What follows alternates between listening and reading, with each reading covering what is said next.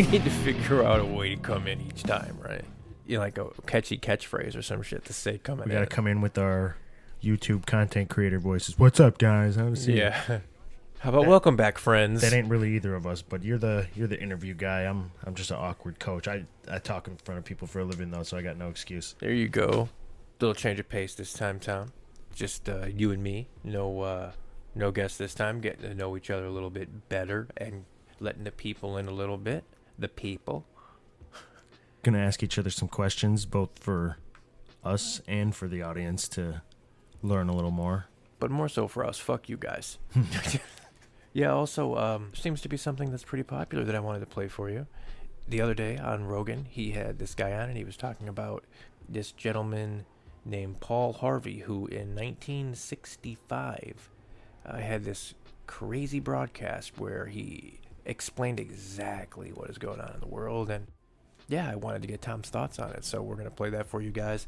It's called If I Were the Devil. It's by Paul Harvey. Again, you could just YouTube it if you do want to hear it after this, but I'll link the video as well in the show notes. You can cough. It's all right. I can edit anything here. So we are smoking marijuana.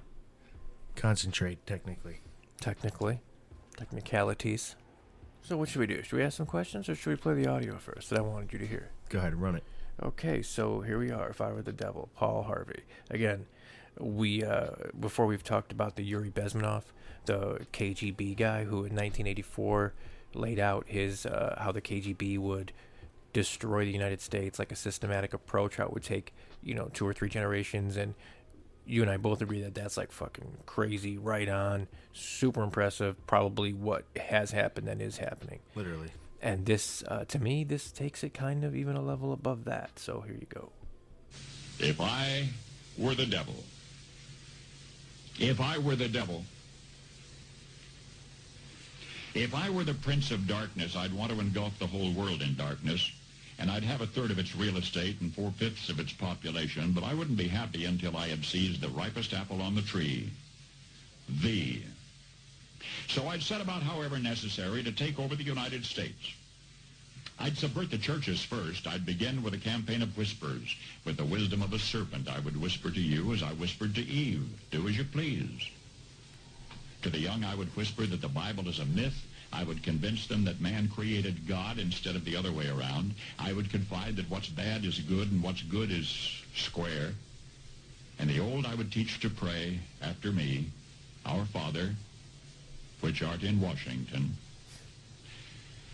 And then I'd get organized. I'd educate authors in how to make lurid literature exciting so that anything else would appear dull and uninteresting. I'd threaten TV with dirtier movies and vice versa. I'd peddle narcotics to whom I could. I'd sell alcohol to ladies and gentlemen of distinction. I'd tranquilize the rest with pills.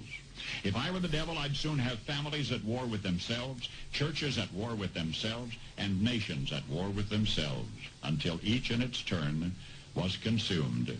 And with promises of higher ratings, I'd have mesmerizing media fanning the flames. If I were the devil, I would encourage schools to refine young intellects, but neglect to discipline emotions. Just let those run wild. Until before you knew it, you'd have to have drug-sniffing dogs and metal detectors at every schoolhouse door. Within a decade, I'd have prisons overflowing. I'd have judges promoting pornography. Soon I could evict God from the courthouse, then from the schoolhouse, and then from the houses of Congress. And in his own churches, I would substitute psychology for religion and deify science. I would lure priests and pastors into misusing boys and girls and church money. If I were the devil, I'd make the symbol of Easter an egg and the symbol of Christmas a bottle. If I were the devil, I'd take from those who have and give to those who wanted until I had killed the incentive of the ambitious. And what'll you bet? I couldn't get whole states to promote gambling as the way to get rich. I would caution against extremes in hard work, in patriotism, in moral conduct. I would convince the young that marriage is old-fashioned, that swinging is more fun, that what you see on TV is the way to be. And thus I could undress you in public, and I could lure you into bed with diseases for which there is no cure. In other words, if I were the devil, I'd just keep right on doing what he's doing. So yeah, there's that. That is, what year? 1965. That's Paul Harvey. And of course, they went on to ruin his career and his life. And it makes me think, if it was that bad back then, what it looks like now compared to someone who was suspicious back then. And also think there's been people in every generation, most likely, that have, been aware of the manipulation or the plot, if you will. And I guess they say the greatest trick the devil ever pulled was convincing the world he didn't exist. And at times I've fallen for that, And I think we all come to realize there is a battle going on, and good and evil, and that playbook that guy laid out right there is well at work. Yeah, and the thing is, I don't think it was bad back then. Back then, things were pretty good.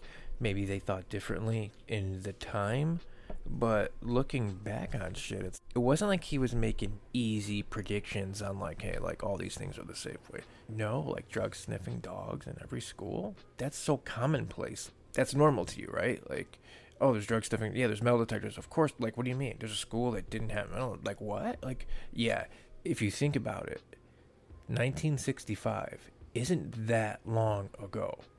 Like, it's long ago, but it's not that long ago. No, it really isn't. It's still within living generations right now, and that just shows it's really accelerated, and it's accelerating more and more lately. I think, obviously, there's, with the age of information, there's more people who are quote unquote awake, or can see a bit more of the manipulation, or they have a little bit more mistrust for the government or authority or what have you. There's a little bit of a overplay by the powers that be or the global elite lately, getting a little too obvious with their plans. So is nowadays the time where there's probably more awake people than not, and that leads into some of the questions I wanted to ask you and talk about, because you're a little older than me. You can remember, and it's not like I don't remember too, but like you were a little older and more mature during those times. Yeah, exactly. And what do you think was some of the first things that was making people wake up, or like original conspiracies for yourself? Well, for myself, I remember I've always been like super interested in like anything paranormal, mystical, unknown, especially like I've always had a special place in my heart for like anything aliens, UFOs, and ghosts. Like that was my original jams, And I'm 43, and I remember being in 7th grade, which was 1993. I just watched a television show on the Loch Ness Monster, and I wanted to learn more. The only thing I could do was look in an encyclopedia and read a little paragraph, and that was it. There was computers, but the internet wasn't really a thing at all. We're still at least we're still about 10 years out from that. So yeah, I mean that's all I had. And I also remember right around that time watching Unsolved Mysteries, the original one with Robert Stack. As the host, I remember watching it with my mom. She was always into crazy shit like that too. So watching that growing up, and then the Alien Autopsy when they did that, I remember watching that live. And so I've always had like a fancy for it. And I think the thing that I think maybe got a lot of people at least questioning things, I wasn't going to say Roswell, but I think I don't think that really got the world questioning, or even the whole country for that matter, but definitely a local area. Sadly, dude, I think the thing that most people up was the pandemic. I really do. I mean, there's other things, but not to such a magnitude, I think. What about you? Both parts to the question. Yeah, for sure. About, I would think that right now, most people there's more people, open to these type of ideas now that, we've been lied to, or certain things were fake or manipulated, whatever type of conspiracy route you want to take it. Right now is probably the time where it's the most prevalent, and 9/11 probably woke up a lot of people. Me personally, as a kid, I'll tell you my fun anecdote of where I think made it, even though I've always kind of had a rebellious streak, and teachers and authority and stuff kind of always made me mad.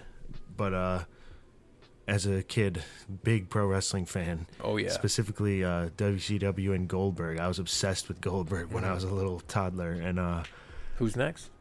Who's Next? Goldberg, yes.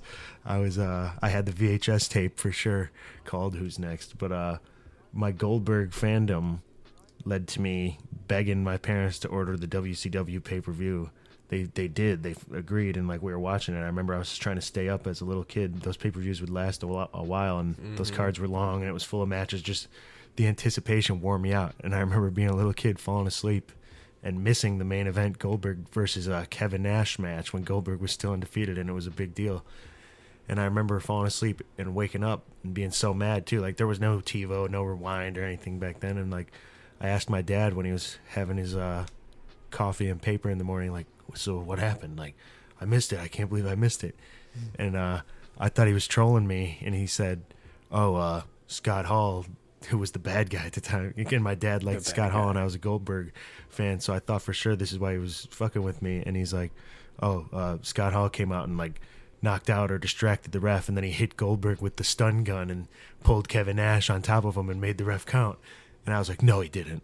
No, that's not real. Because when you're little, you think wrestling is real too. I had no idea that it was fake or staged or anything like that. So I'm like, no. And then I realized my dad wasn't messing with me, and that's actually what happened. I was like, that's bullshit. How could they let this happen? Like, there's no way. The WCW shouldn't count. Like, they should revoke that. Like, that's no. Like, so that was immediate skeptic of fixing and authority and, just a healthy mistrust. So that was really one. But other than that, 9/11 probably, and just realizing that a lot of things are not what they're made out to be.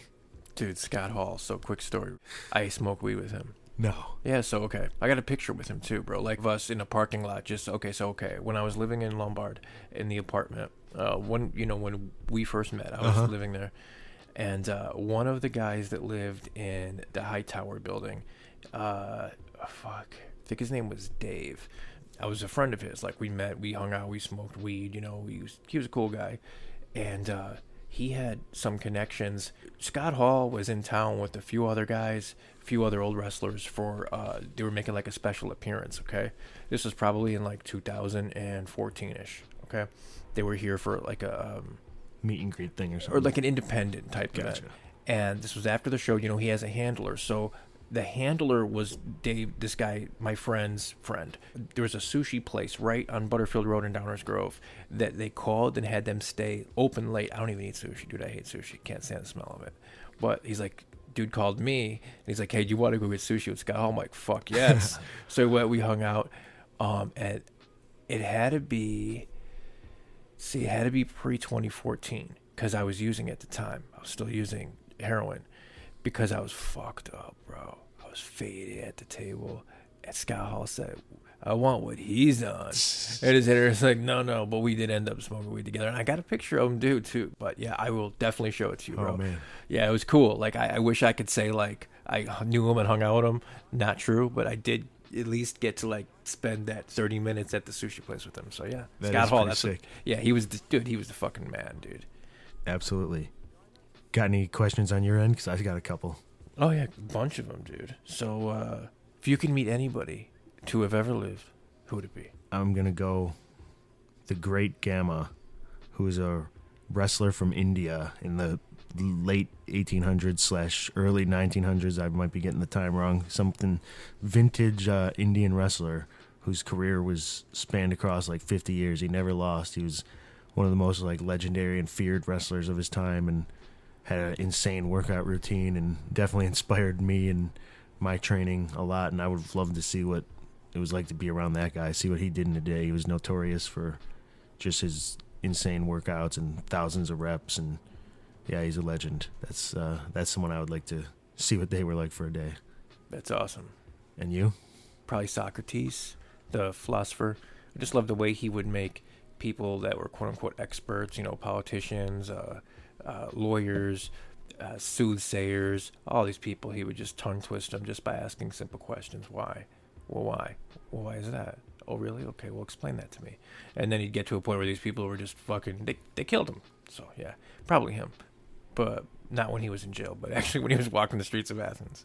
Definitely love the philosophers of old, and I have my theories that those guys were all just druids too, and there was a cover-up. We'll definitely get into that as I specialize and love to obsess about everything Celtic and druidic and related to that. But the bearded wise men who were, skilled in all arts and astrology and stuff like that. And like I have a soft spot for Plato. Mm-hmm. Plato was a wrestler big time, and one of the only teachers I ever liked in my life nicknamed me Plato because I was a wrestler, and I guess that was his ring name, his wrestling name, and he was known to just like flex during his debates and stuff like that. So all those guys would have been a trip to be around.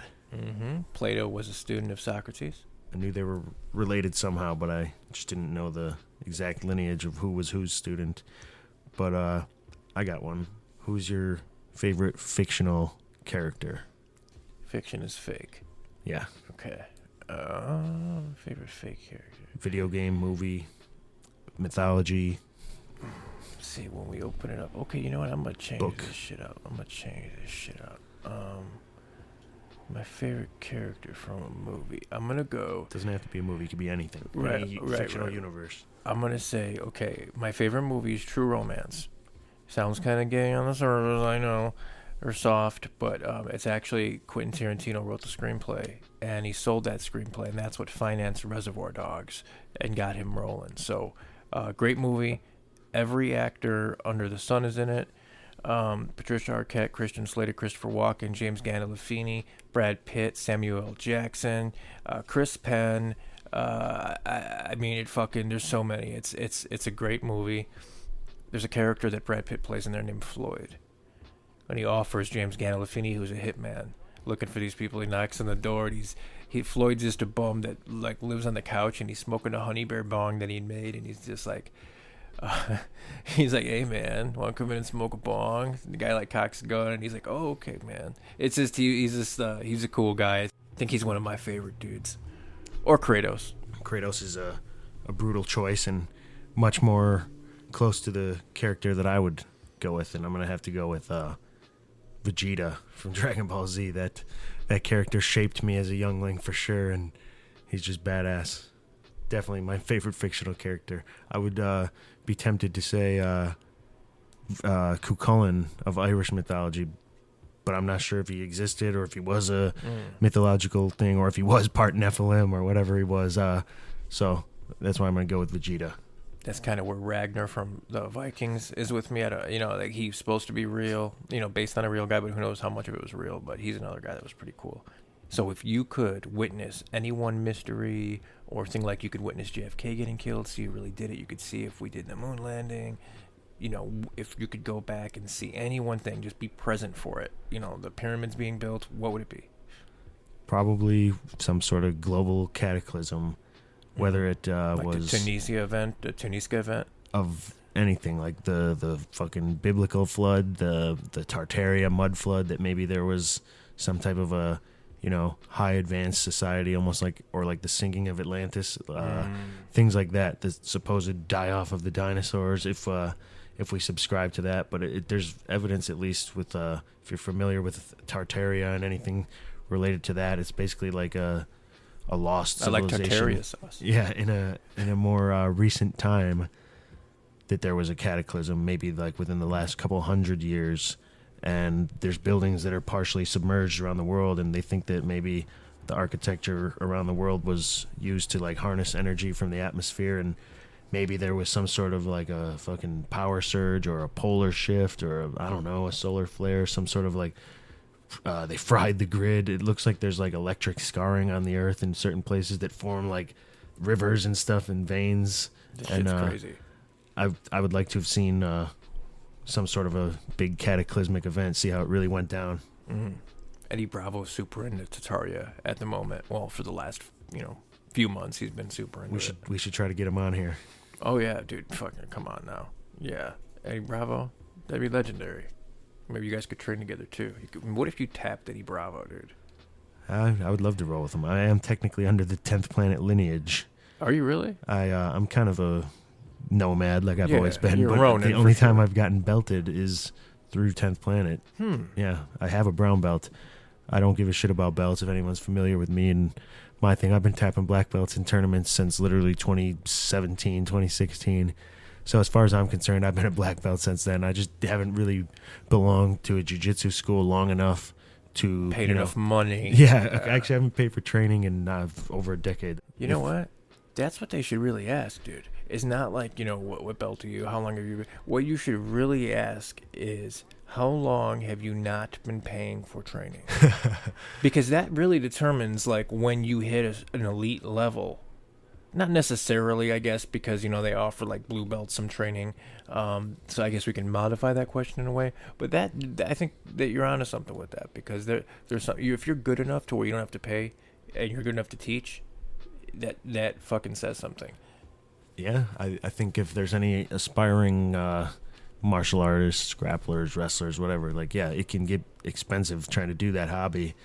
And you got to take opportunities that you can get. Like me personally, I think I had a strong wrestling background, and like I fell into a group with MMA fighters, and like obviously wrestling's a valuable skill there, and you just try to be a good person, good training partner, like offer to help out how you can. Yeah, if you have a skill that you can teach or help with, if you're, a good student, you're helpful, you clean the mats, you do whatever. It goes like in any sort of, transaction or relationship. Like you have to bring some value. I don't know, bring some fucking water, bring some Gatorade, be willing to learn, bring good vibes, be funny. Like you bring something positive and like you bring value to the situation, or in this case the training or whatever, then yeah, you bring a value of your own, and it's more of an exchange. Then you're not just freeloading, like demanding training. And like I don't show up to places like, oh, I'm not paying, I'm too good to pay. Like it's just kind of how it ended up happening. You don't want to be the guy that fucking got to do a big old circle jerk at the end of the night to pay for your training, Of course not.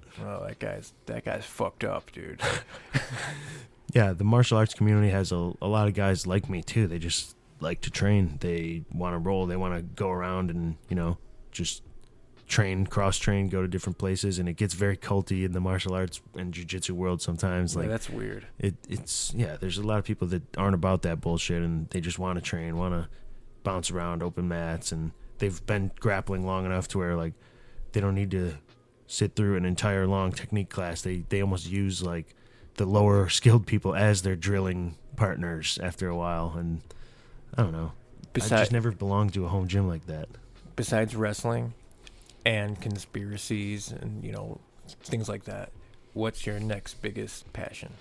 If I was going to take my life in another route too, which I almost did at times, would be getting involved with reptiles and amphibians. And I love reptiles, love amphibians, frogs. I've always kept pets ever since I was little. I love going out and finding them. I have a book that is it has every reptile or amphibian that occurs in Illinois, and I've found quite a bit of them. I used to love going out and doing that.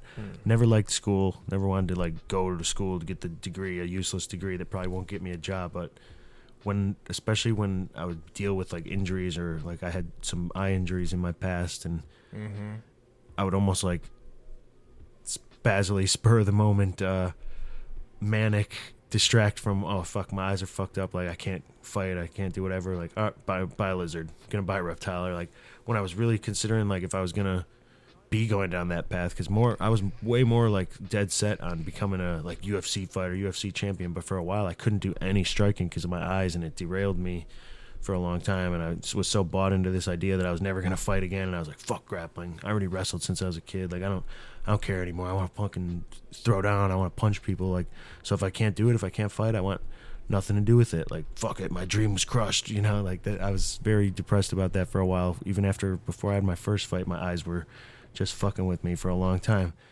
But around that time when I was going to give it up, I was going to take that route. I was going to, I don't know, I'll be some sort of like biologist. I'll go study turtles or some shit. I'll go like monitor the local amphibians in the woodlands and take surveys and whatever, or just like work in conservation. I don't know. I'm still open to doing that type of stuff. I would love to. I am a vegan. I'm an animal lover. You're a vegan? Yeah, definitely. You're a vegan? Many years. You don't eat meat? Nope. How do you survive, bro? I don't know. I eat a lot of fucking... Do you have to use a lot of supplements? I barely supplement. Really? For someone with my lifestyle, dude, That's incredible. I'm a terrible routine, to be honest with you. Like my Like- diet is not usually on point. When it is, and I'm eating like, you know, whole foods, good plant, literally mostly just closer to fruits, vegetables, beans, seeds, nuts. Like when I'm eating raw like that, like my a energy's squirrel, great. yeah. Yeah, like literally more of like a primitive animal diet. And when I'm doing that, I feel great. But I do fucking My eat fucking pets eat garbage. better than you, dude.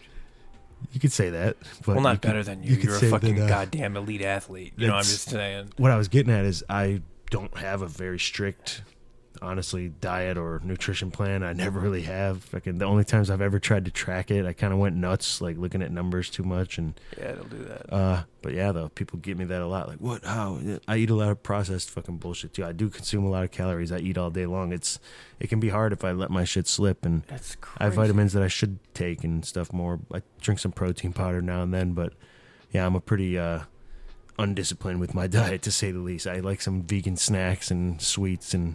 Dude, the vegan propagandists should be like jumping over each other trying to get a hold of you. You are like the best. You would be like one of the best spokesmen, representation for what like a vegan could be, an elite athlete that is a vegan. Like, because that's always, you know, the argument. And you're not even fucking supplementing that much. And that's the key, right? To get the certain kind of protein, the good protein that you need. You know, you need the supplement, and you're doing it obviously at the highest level, fucking without it. So that's incredible, dude. I didn't learn that and didn't even ask the fucking question, bro.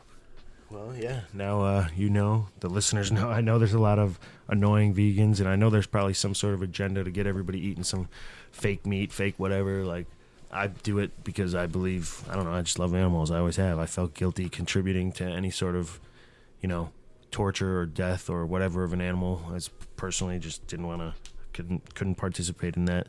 So that's just, you know, my personal thoughts. The other question I have, though, it's kind of related to the one you asked about meeting someone, but maybe you might have a different answer from someone you'd like to spend a day with versus a character you kind of draw influence from or look up to, or is your favorite historical figure rather than fictional character. Maybe it's not someone you'd want to be with for a day, or just a character you know, respect, look up to. I would say George Carlin. He was my all-time favorite comedian. I remember, again, it's fucking weird, but a lot of things happened, I guess, looking back now in 7th grade. But my mom, she was a nurse. She would work nights, so she worked the 11 p.m. to 7 a.m. shift, and I was still living at home, obviously. I was in 7th grade. And I was on the couch downstairs watching HBO, and I discovered this old man on stage, and he was doing comedy, but in a way that I've never seen anybody do comedy before. He was like a philosopher up there. What he was saying was not only fucking hilarious, but it was true. He was saying true things that were hilarious, and it blew my mind. Like, the next day I'm going to school trying to fucking recite his things, you know. It's like I got to see him live before he died in Las Vegas, and it was totally like by chance, because I was just driving through there in the year 2000 with an old girlfriend who has since passed away, and he happened to be in town for 2 nights, and we were going through, so got to see him at the old Bally's in Las Vegas in 2000, which was a fucking dream come true. But sorry for rambling. Definitely George Carlin. What about you? That's legendary. And my answer for this is a legendary figure that I don't think gets enough credit, that I definitely draw a lot of inspiration from, especially with within the community we have in the, you know, fighting against the Matrix. And I think there's a reason he's not so popularized, because he was literally taking on the biggest empire power structure of his time, Vercingetorix, the chieftain / king of Gaul, where the Gauls were a Celtic people who inhabited like Central Europe. Like, most people would think like Celts are just Irish and Scottish and Welsh, but like most of Europe was inhabited by Celts. The Roman Empire, Julius Caesar specifically, is who Vercingetorix fought against, because Caesar made it his mission to, you know, like expand and conquer Gaul and take out these people. And I have plenty of theories that we'll get into in future episodes related to the Gauls and Druids. But yeah, Vercingetorix united these tribes of Celts, which was always warring with each other, just like basically independent little clans and factions of forest people, Celtic tribes, and he took Caesar to the brink in a legendary battle. Like, Caesar has a whole commentary and like book on the Gallic Wars and like how tough these battles were, and Vercingetorix, the Celtic chieftain who almost defeated the Roman Empire. It's just a legendary story of fighting against the system, and yeah, I fucking love that character. Yeah, he stands for a lot of what I, value. And that's why we do shit like this, because I would have never, you give me 1,000 guesses, shit, I would have never guessed him. Vercingetorix, bad motherfucker, sick mustache. All right, so I know we've talked about this before and off air, but this is the perfect chance to ask it because we now have the podcast and a platform for it. And it was, if you were the guest on a podcast, what would be your like main talking point? And I've heard it, but let's let the audience hear it. It would definitely be that addiction is not a disease. I used to be a heroin addict for 2 months shy of 15 years. Easier just to say 15 years. Been clean in February, it'll be 10 years. So when I say clean, I mean from anything besides weed, basically, and mushrooms and psychedelics. But yeah, I mentioned ex-girlfriend is dead. It was an overdose. Essentially, anybody, and I'm not exaggerating, everybody that I used with, man, they're gone, except for one, and he's in prison. So, yeah, man, I'm a felon. It's ruined my life. Spent many nights in jail. Never been to prison. Dodged that bullet. The most time I've ever spent locked up in one run was 9 months, and they wanted to give me on my felony charge, which was the main one was a delivery charge. I sold to an undercover cop 3 times, so they had me dead to rights. But they were trying to give me 10 years. I ended up getting 3 years of probation, which is a lot better than 10 years of prison. It still sucked. Anyway, getting back to it, don't believe it's a disease. I can't wake up tomorrow and choose that I have cancer. I believe that gives addicts built-in reasons to fail. It's like, okay, I have a disease. Like, that's what all my fucking friends would say. It's like, I have this incurable disease. It's like, really? And it's like in all these rehabs, they tell you, it's like, relapse is a part of recovery. Well, it's like, okay, you fucking idiot. You're giving these people a reason to fail. It's like, you're basically saying to this heroin addict or crack addict, hey, man, listen, we know that you're going to use again, but just try not to use as much.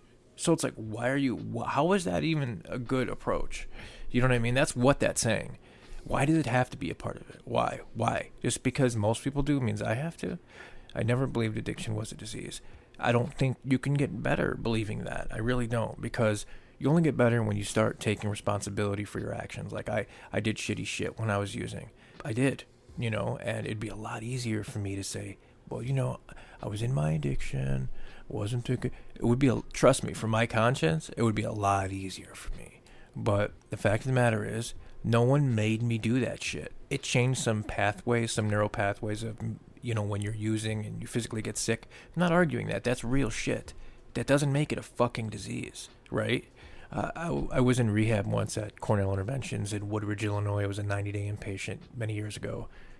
And I was talking to one of the counselors, and I was getting into this debate with him, and I asked him, I was like, all right, so just assume all I do is smoke cigarettes. That's it. That's all I do, smoke cigarettes. You're telling that guy he has a disease. You could see, like, in his head, like, he had never thought of this very simple thing before. And it's like, he reluctantly, he has, how does a guy that smokes cigarettes, go tell that guy that smokes cigarettes he has a disease because he smokes cigarettes. See what his reaction's going to be. And then he's like, AA is the way. Sure, some people, that works for those people that it works for. Some people need to fill one thing with another thing. And I think the main thing that AA is good for is the support. I had a wife, 2 kids. Dude, supports everything. That makes it fucking 100 times easier. So, but yeah, I can go on about this. There's a lot of good books. Dr. Mark Lewis he's a neurosurgeon. He wrote a book called Biology of Desire, where he goes on to talk about like the different changes in the brain and the chemistry, and how he could prove via that data that it isn't a fucking disease. And then my personal favorite is Dr. Gabor Mate, who is a Canadian psychologist, who has been working with addicts for, I think, his whole life, essentially. And He's got a ton of books, but if I could recommend just one, I believe it's called The Realm of Hungry Ghosts. And he believes that all addiction stems from unresolved childhood trauma. And I tend to agree with him wholeheartedly. He's a fucking brilliant man. Sorry, I rambled on so long. Do you think that there is a supernatural element to addiction? Because if you realize alcohol, the root word too even comes from al-Kul or al-Ghul, which meant body-eating spirit, and like they even call it at the liquor stores like spirits, wine and spirits, shit. and like people kind of act like possessed when they get drunk. So do you think that like addiction has a spiritual or demonic aspect to it? Well, I didn't know any of that, and I would say, quote unquote, what is called addiction. I mean, I don't know enough about it to really give you a legitimate answer. I would say no, but what you just told me about the alcohol, I would say there's probably something to that with alcohol, though. I don't know if addiction in general, like some guy smoking crack, I don't know if there's necessarily a connection, but the guy that is drinking every night that beats his fucking family, there's probably something there, right? Yep. Yeah, that's awesome, dude. Yeah. I'm glad I never really got into drinking. Yeah, me either. That's the thing. It's like, that's never an issue for me. Dude, I got a crazy story that we'll get into one time about when I was not locked up, but I was in that Cornell interventions, and these people snuck out the fucking window to go get booze. Dude, I'll tell you all about it on a different day. It's crazy, bro. Next time we do one of these, I'll tell that story. Remind me. Definitely. Guess we'll call it quits. Yeah, good short little episode. Fun little questions. Get to know each other. Get the audience acquainted with us. You can tell a lot about a man by his favorite fake character. One more thing before we go. I'll do a quick rapid fire. Favorite band? Morbid Angel. Favorite number? 8. Favorite color? Blue. If you could move to any state, what would it be? State or place? State. Maybe Washington. Place. Ireland. All right, that's it for me. All right, we're gonna reverse it on you. Color. Black. Place you'd go. In the world? Yes. Maybe Switzerland. State you'd go. Montana. Favorite band. Seven Dust. Salty or sweet? I love them both. Same. I would default on that. I go one or the other. You go both ways. Oh shit, dude. I forgot to record this. The whole thing? I'm just kidding. The greatest prison that people live in is the fear of what other people think. What happened to me as a result of all the ridicule I went through is that I stepped out of the fear of what other people thought.